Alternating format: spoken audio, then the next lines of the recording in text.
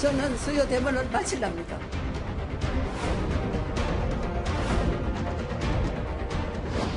시민들과 피해자분들에게 마음의 상처를 드려 진심으로 송구하게 생각합니다. 그러면서 왜 혼자 잘 먹고 잘 산게?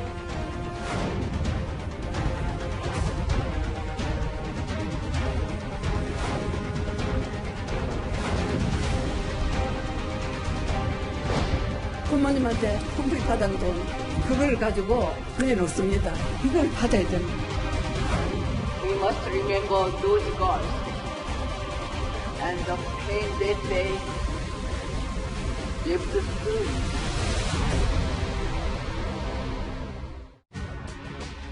예, 이제부터 이 윤미향 소진 논란 집중적으로 뜯어보겠습니다. 위안부 피해자인 이용수 할머니의 최초 폭로 이후에 두 번째 수요 집회가 오늘 일본 대사관 앞에서 있었습니다. 분위기가 지난주와 사뭇 달라졌다고 하는데요. 이용수 할머니의 목소리로 저희가 시작을 해보도록 하겠습니다. 저 생각입니다. 지금 저 각오입니다. 저는 수요 대본을 마치랍니다. 이제는 속을 맞춰 쏘았고 미용당을 맞춰 당했습니다. 이런 억울하고 이런 분함도 누가 알아줍니까? 오늘 있었던 수요 집회부터 짚어봐야 될 것 같은데요. 먼저 하정대 국장. 예. 일주일 전과는 좀 분위기가 달라졌다고 하는데 구체적으로 좀 설명이 필요할 것 같습니다. 예. 지금 오늘이 1447자니까 1992년부터 1월 8일부터 시작해서 19년째 계속되고 있는 이제 수요 집회인데요. 예. 오늘 전체적으로 한 80여 명이 참석을 했다고 합니다. 그런데 이제 과거 같은 경우에 작년까지만 하더라도 보통 한 번 할 때 한 200명 정도 참석을 하거든요. 그러니까 참석 인원이 한 절반 이하로 좀 줄었다 이렇게 볼 수가 있고, 또 지난주 같은 경우에는 온라인으로 예. 저 현장 지금 집회를 직접 본 사람이 2,500명인데 오늘은 1,800명 정도였다고 그러니까 그것도 좀 줄은 상태입니다. 아무래도 지금 최근에 일어나고 있는 이 정의연을 둘러싼 이런 여러 가지 파문 이런 예. 것들이 영향을 미치지 않았을까 이렇게 지금 생각을 하고 있는데, 지금 그 전체적으로 이 다른 때하고 달리 지금 반대편 지금 저거만 나오지만 반대편에서는 저기 1시간에서 1시간 반 정도 하는 집회거든요. 예. 한 30m 떨어진 곳에는 또 저게 뭐 윤미향 당선인 사퇴하라라든지 또 회계부정 투명 공개하라 이런 반대 집회가 계속적으로 한 시간 계속 이어졌다고 하니까 과거에 비해서 좀 어수선했던 그런 집회가 아니었나 이렇게 봅니다. 그러니까 어수선도 하고 일주일 전보다 거의 집회 인원이 한 절반 정도는 줄었고 예. 그런 오늘 수요 집회 분위기였군요. 글쎄요. 일주일 새에 윤미향 당선인의 의혹이 눈덩이처럼 불어났기 때문일지도 모르는데요. 지난주와는 달리 이나영 정의연 이사장도 고개를 숙일 수밖에 없었습니다. 악의적 왜곡 보도는 평화운동, 인권운동, 여성운동, 민족운동 모든 운동에 대한 탄압행위입니다. 진심으로 송구하게 생각합니다. 할머니들과 함께 걸어온 이 길을 흔들리지 않고 굳건하게 나아가겠습니다. 저희가 일주일 전과 후를 좀 비교해서 영상을 나눠봤는데, 장혜철 평론가님, 악의적 왜곡 보도는 탄압행위라고 했는데, 물론 뭐 다른 말도 했습니다만 오늘은 이나영 이사장이 진심으로 송구하다고 했습니다. 네, 저는 딱 처음 보자마자 바뀌는 게 이나영 이사장의 외모부터 좀 많이 바뀐 것 같아요. 지난주와 달리 오늘 훨씬 더 좀 수수한 모습으로 나왔던 것 같고요. 이 말을 하는 데 있어서 목소리 톤이라던가 목소리의 크기 같은 경우도 훨씬 더 낮고 차분해진 경향이 짙었습니다. 예. 일주일 전 같은 경우에는 쓰는 단어 같은 경우도 의혹이 다 종식됐다고 했어요. 그러면서 언론의 왜곡 보도가 탄압행위라는 말을 쓰면서 본인들의 결백을 증명하고 이 같은 논란이 불거진 게 언론 탓이다라고 몰아가는 기조가 강했다면, 오늘은 그에 앞서서 이 논란 자체에 대해서 송구하다, 이유야 어찌되었건 잘못했다면서 반성하는 메시지가 좀 더 줄을 이루고 있었습니다. 물론 다른 이야기도 있었습니다만, 그렇다면 보여지는 어떤 외모부터 목소리, 메시지 내용까지 왜 이렇게 일주일 사이에 많이 바뀐 것일까? 그 일주일 사이에 윤미향 당선인과 또 정의연의 여러 가지 회계와 관련한 의혹들이 잦아드는 것이 아니라 하루가 지나면 계속해서 터져나왔기 때문입니다. 그런 부분에 있어서 아무래도 부담감을 많이 느끼게 된 것 같고 행정안전부 차원에서도 이번 사안, 정의연과 관련된 사안을 들여다보기로 했고요. 검찰의 수사도 시작이 되었죠. 오늘 속보가 나왔습니다만 압수수색도 했다고 하는데 그런 부분들이 이나영 이사장의 태도 변화를 이끌어낸 것 같고 결정적으로 여론, 특히나 윤미향 당선인을 지켜줘야 하는 민주당 내부의 여론조차도 이제는 서서히 변하고 있는 그러한 기류가 이나영 이사장과 오늘의 정의연에게 상당한 압박으로 작용하면서 송구하다는 말을 전면에 내세울 수밖에 없는 그런 환경이 된 것 같습니다. 그러면서도 정의연 측은요, 윤미향 당선인 개인의 책임은 아니라고 이렇게 감쌌습니다. 책무를 개인이나 운동단체에 더 이상 내맡겨 두어서는 안 됩니다. 30년간 피해자와 활동가들을 책임 추궁의 위치로 내몬 한국 정부도 문제 해결에 책임감 있는 주체임을 다시 한번 강조합니다. 김종욱 교수님, 글쎄 제가 좀 독해력이 떨어지는 건지는 모르겠는데 핵심은 부실한 회계 의혹 투명하게 처리하면 되는데 한국 정부도 문제 해결에 책임 있는 주체다. 이 부분을 좀 정의연 측에서 강조했단 말이죠. 저도 그 내용 자체를 들어보면 그런 것 같아요. 30년 동안 정의연이 이 문제를 풀기 위해서 열심히 노력을 해왔음에도 불구하고 지금까지 이 문제와 관련해서 한국 정부는 한일 간의 합의, 2015년 합의가 분명히 있었죠. 이 문제와 관련해서도 나름대로 국민들에게 대해서 설명하지 못했던 측면이 분명히 많다. 예. 2015년 합의가 그런 거 아니겠습니까? 아베 총리가 직접적으로 사과하지 않았고 일본에서는 그것을 배상이 아니라 지원금이라고 얘기한 상황들이 분명히 있었고 여기에 국민들이 공분했음에도 불구하고 여야 정치권과 우리 정부가 여기에 대해서 아무런 답변을 하지 않은 상황들이 분명히 있었기 때문에 그런 문제로 인해서 정의연이 더 이 운동을 힘차게 할 수밖에 없었던 거 아니냐 이런 문제 얘기를 하는 것 같은데요. 말씀하신 것처럼 그 문제는 그 문제인 거고 지금 불거지고 있는 문제의 핵심적인 문제는 할머니가 말씀하신 것, 이용수 할머니 말씀하신 돈을 빼먹지 않았냐 이렇게 질문하시는 거 아니겠어요? 그렇다면 지금까지 왜 예를 들면 청년들이 그 수요 집회에 나와서 열심히 쌈돈 내서 이 운동을 도와줬던 얘기들 그리고 할머니를 앞세워서 모금을 하는 이런 행위 자체가 건강하지 않았어라는 문제 제기에 대해서 답을 하라고 하는 건데 그걸 답하지 않는 거고 또 좋다. 열심히 한 걸 알겠다. 하지만 낡은 운동 방식을 했지 않느냐라고 하는 할머니들의 문제 제기에서 아무런 답도 하지 못한 이런 문제가 분명히 있기 때문에 저는 계속 이 문제를 저쪽 방식으로 돌리려고 하는 그러니까 정부가 책임지지 않는 문제로 돌리려고 하는 문제인 것 같아요.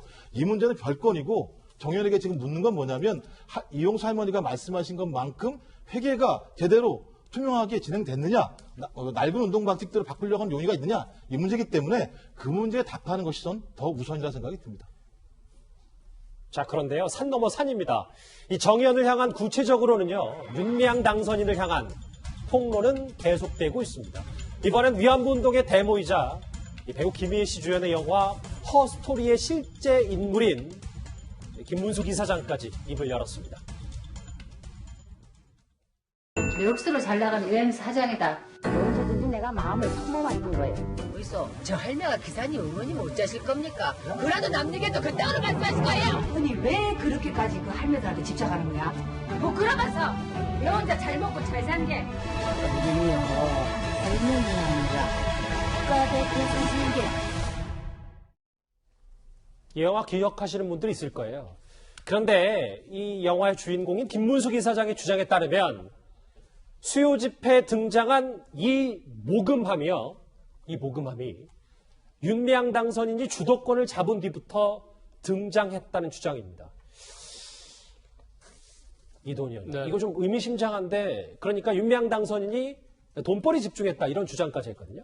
그러니까 우선 이제 김문숙 그 할머니에 대해서 우리 김앵커가 그 데모라고 얘기했죠. 그건 좀 그 설명이 필요한데 이분이 바로 그 1998년에 위안부 관련한 소송을 일본 정부를 상대로 해서 일부 승소를 이끌어내는 인물입니다. 그래서 아까 말씀하신 그 영화 허스토리의 주인공이고 그렇기 때문에 말 한마디 한마디에 굉장히 무게가 실리는데 애초에 이제 그 이분이 처음에 그 수요 집회를 시작할 때는 처음에는 그 이 문제를 이슈화시키고 또 하나의 이슈는 소녀상 자체가 그 수요 집회 중심의 소녀상 자체가 당시 법적으로는 도로교통법 위반이라서 좀 움직여야 되는 거 아니야 이런 그 지적이 있었기 때문에 학생들이 소녀상을 지키겠다고 밤새 거기서 밤을 새우기도 하던 시절의 그 얘기입니다. 그렇게 하면서 어느 정도 위안부 문제가 이슈화도 되고 어느 정도 이제 조직화가 됐는데 그러다 보니까 이제 돈이 약간 필요했을 수도 있죠. 그런데 이제 거기서부터 모금을 시작하고 많은 후원금을 받고 기부금을 갖다 보니까 어떻게 보면 이 문제가 굉장히 또 활동보다 또 주가 되는 측면이 있어가지고 결국은 그 부작용으로 지금 그 기금 횡령 문제 의혹이라든지 아니면 지금 그 안성 쉼터 문제라든지 이런 게 나왔다고 문제를 제기하는 건데 지금 이제 김 할머니가 말씀하시는 것 중에 조금 참고할 만한 면은 있을 것 같습니다. 부산에서 활동을 하는데 굉장히 그쪽은 후원금이나 이런 게 모자라서 재정적으로 어려운데 정대협이나 정의원에서 많이 도와주지 않은 측면도 있고 또 이용수 할머니가 이제 제기하는 문제는 수요 집회 나가면은 어린 학생들이 용돈 받아서 돈을 모금하는 게 굉장히 가슴 아팠다 이렇게 지적을 했기 때문에 이런 할머니들의 말은 좀 잘 새겨 들어야 될 것 같습니다. 지금 이도원 의원님 방금 말씀하셨던 그 부분 이용수 할머니 육성을 한번 이 모금함 관련 목소리 같이 들어보시겠습니다. 번대스러우지 않습니까? 그러면 하나만 걸립니까? 저는 제일 가슴 아픈 게 그 수요일 날 그 차원대 더운데 대학 밑에 앉아서 있으면서도 부모님한테 품부이 받은 돈 그걸 가지고 내놓습니다. 저는 제일 가슴 아픈 게 그겁니다. 그걸 제가 받는 적이 있습니다. 이걸 받아야 되나 하면서 그 사람들은 좋은 뜻이 봤습니다. 너무하다 그런 생각을 했기 때문에 글쎄 하정대 국장 물론 시민단체는 돈이 필요하니까 계속해서 지속적으로 운동을 하기 위해선 비교적 필요한 필수적인 금전적인 부분도 필요하겠지만 글쎄 이용수 할머니마저 조금 모금함에 대해서 여러 가지 좀 부적절한 말을 토로하고 있거든요. 예, 그러니까 이제 사실은 운동을 할 때 당연히 이제 국민 모금 후원금이 좀 필요하고 정부 지원금만으로도 이제 모자랄 거 아니겠습니까?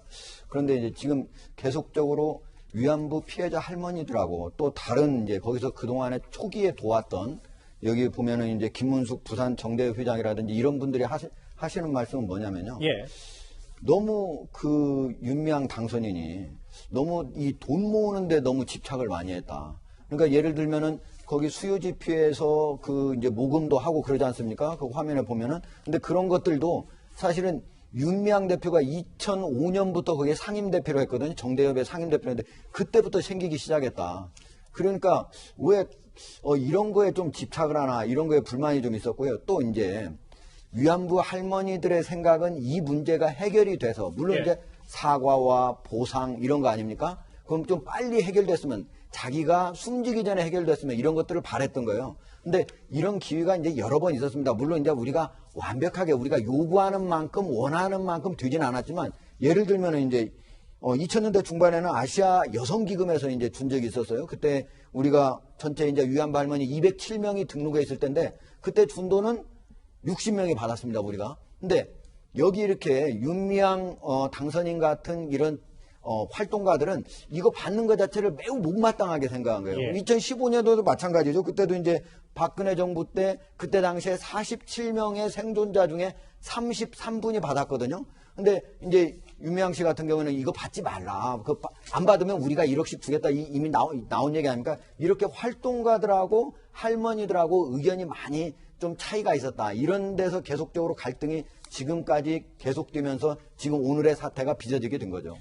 그리고 또 하나 이 김문숙 이사장이 작년 8월 일본의 한 언론과 인터뷰한 내용도 뒤늦게 주목을 받고 있습니다.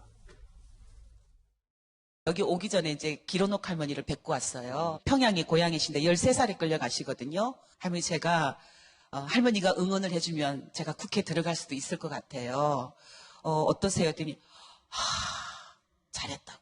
누구의 응원보다 누구의 지지보다 누구의 추천보다도 그 두 분과 제가 통화를 해서 지지받을 수 있었다라는 게 너무나 지금 힘이 납니다. 이 돈 했던 것 말고도요, 장하철 평론가님. 행사에 윤미향 당선인이 온 데서 참석 안 하려고 했다. 정말 마음에 들지 않는다는 걸 이미 작년 8월에 한 일본 인터뷰에서 위안부 운동의 대모라고 불리는 김문숙 이사장이 이런 얘기를 했었거든요. 그러니까요. 방금 저희가 앞에 살펴본 이 허스토리의 주인공이 왜 저렇게까지 윤미향 당선인에 대해서 부정적인 반응을 보일까? 이것이 지금 이용수 할머니의 어떤 기자회견 이후에 돌출된 발언이 아니라 과거부터 계속해서 누적되어 왔던 불만 제기였습니다. 하지만 이 정의연에 대해서는 무언가 우리가 진실을 따져보고 의혹을 제기하는 것 자체가 그동안 우리 사회에서는 좀 허가되지 않은 성역 같은 영역이었구나라는 생각이 이번 사건을 계기로 많이 들게 되는 것 같고요. 김문숙 이사장이나 또 이용수 할머니나 다른 할머니들 돌아가신 분들의 유족들이 하는 말이 비슷합니다. 이 정의연이 할머니들을 내세워서 모금 활동에 너무 많이 치중했는데 모금이나 기부 자체가 나쁜 건 아니죠. 그렇지만 할머니들의 이름으로 모금과 기부를 했다면 최소한 적정 수준의 할머니들을 위한 복지가 이루어졌어야 되는데 할머니들을 위한 직접 지출은 너무나 낮았다는 점. 그 비중이 너무나 낮았다는 점. 그리고 할머니들이 원하는 것이 이용수 할머니 기자회견도 보시면 아시겠지만 이 학생들이 저 떼학볕에서 또는 엄동 설안의 수요집회 나와서 부모님 용돈 내미는 그걸 원하는 게 아닌 거죠. 할머니들은 정말 국민과 함께 진정성 있게 일본의 진실한 사과를 요구하는 그런 모습을 세계에 보여주고 싶었던 것인데 그것이 어쩌다 보니 너무 커져버린 정의연이라는 조직을 지키기 위한 여러 예산이나 이런 정의연에 관련된 사업 또 정치적 영향력을 발휘하게 하는 부분들로 이 모금 활동이나 기부 활동이 이용된 것이 아닌가 하는 그런 의혹 때문에 김문수 이사장도 그렇고 이용수 할머니도 그렇고 이제 또 분노를 금치 못하고 있는 것 같습니다. 돈벌이에 열중했다. 그리고 그 수요 집회 나갔으면 난 안 나갔다. 김종욱 교수님. 네. 오늘 김순덕 할머니의 아들은 당장 어머니가 살아계셨으면 당장 쫓아가서 멱살을 잡았을 것이다라는 거친 표현도 했거든요. 아마 답답해서 그랬을 거라는 생각이 들긴 하는데요. 왜냐하면 이제 할머니 문제, 위안부 문제에 대한 진실이 밝혀지지 않은 상황에서 정의연이라고 하는 조직 대표성을 가지고 국회에 들어가는 모습을 보면서 이 문제를 해결할 생각이 있었던 거야? 오히려 이런 것을 발판으로 삼아서 정치하려고 했던 거 아니야? 근데 본인이 이제 그 김수덕 할머니 아들 같은 경우는 당연히 정대협이 잘한 게 있다는 얘기는 분명히 합니다. 하지만 그 과정에서 변질된 측면이 있지 않겠냐라는 얘기도 했고 원옥 할머니 아들 같은 경우는 욕심이 지났다 이런 얘기를 하는데요. 왜 그러냐면 2004년도에 위안부 할머니들 33분이 이미 성금 문제를 얘기를 했었어요. 왜 우리들을 갖다 앵벌이처럼 부려먹는 거 아니라는 말씀하셨는데도 불구하고 2005년부터 대표가 됐는데 그렇다면 윤 당선자가 그 이후에도 할머니들의 목소리에 기울이지 않은 게 아닌가라는 생각이 많이 들기 때문에 그때부터 할머니들의 목소리보다는 자기들이 생각하는 운동 방식들만 너무 고집한 것이 아닌가라는 생각이 들고요. 또 그런 결과들이 지금과 같은 이런 사태가 온 거라는 생각이 듭니다. 그런데 윤미향 당선인은 위안부 피해 할머니들과 함께 시민운동을 한다는 건 사실 굉장히 어려운 일이라고 토로를 했었습니다. 신고 전화를 받았을 때부터 30년 동안 함께 걸어왔는데 그동안 여러 활동가들이 정대협의 정의연의 실무자로 간사로 이렇게 들어와서 활동을 하다가 다 그만두고 떠났죠. 그런데 끝까지 있었던 이제 제가 있었던 거죠. 다 그만두고 떠났고 그런데 본인만 긴 시간 남았다. 장혜철 평론가님. 그런데 글쎄요. 고 김순덕 할머니 아들이 떠올린 건 지방의 할머니들은 낡은 봉고차 타고 그러니까 승합차 타고 참석을 하는데 고급 승용차 타고 활동했던 그 시민운동과 정의연 측 관계자들도 있었다. 이런 폭로까지 나왔습니다. 그리고 또 나눔의 집이라고 이건 별도로 불교계에서 운영하잖아요. 여기에 대한 의혹도 지금 제기되고 있는데 여기 계신 분들은 또 뭐 관광차, 관광버스 타고 고급 승용차 타고 오기도 하고 일부 활동가들도 그런 모습이 있었던 것 같습니다. 그런데 지방에 있는 이 정의연, 과거 정대협과 함께했던 할머니들 같은 경우는 낡은 봉고차 타고 탈탈거리면서 서울 올라가서 본인들이 또 수요 집회에서 발언하고 하시느라 상당히 피로감이 많이 쌓였던 모양이에요. 젊은 사람들도 이 낡은 봉고차 타고 서울 지방 오가면 힘들거든요. 근데 매주 할머니들에게 그랬다는 것. 그래서 이 고 김순덕 할머니께서 집회 갈 때 좋은 차, 이 좋은 차가 무슨 리무진 말하는 거 아닙니다. 관광버스 타고 가는 게 소원이다라고 말씀하셨습니다. 예. 그리고 이용수 할머니 같은 경우는 지금 대구에 이 임대주택 거주하시면서 난방이 잘 안 돼서 온수 매트를 다른 사람이 설치해줬다는 이야기 저희가 어제 소개해드렸잖아요. 그렇다면 지금 정의연에 누적되어 있는 현금 기부금이 10억, 20억 넘게 남아있는데 안 쓴 게 왜 난방 하나 해결을 못 해드리고 관광버스 한 대 뭐 몇 억을 합니까? 아닙니다.